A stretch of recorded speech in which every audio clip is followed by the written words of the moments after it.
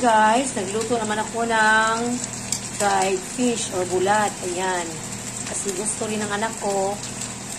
Magpaluto din siya ng ano guys, yung bulad na may maraming kamatis. Gawin ko itong sweet and sour guys.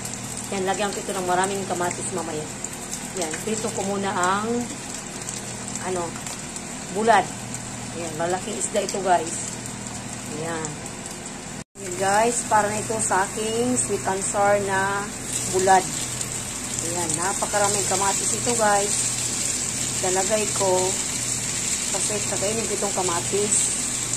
Paborito ko kasi ang kamatis guys. At yung anak ko malakas kumain ng kamatis. Kasi sinanay ko sila ba. Yan, kumain talaga ng kamatis. Ayan guys. Lagyan ko ito guys ng kunting suka.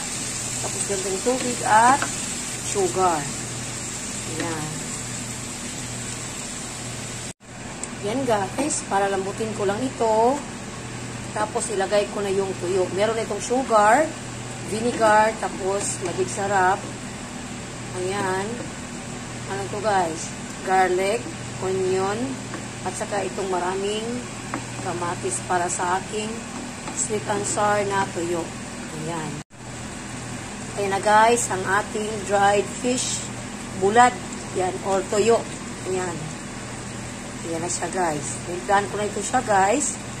Ayan, maraming maraming kamatis.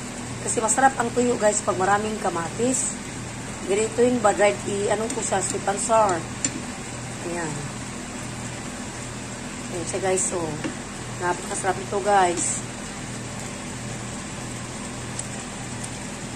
Ayan. Kasi kunti lang yung alat niya. Ayan. Ano ito, kunting tubig, vinegar, sugar, meron din itong kunting asin at saka yung pang-timpa niya ba, sarap. Ayan na guys.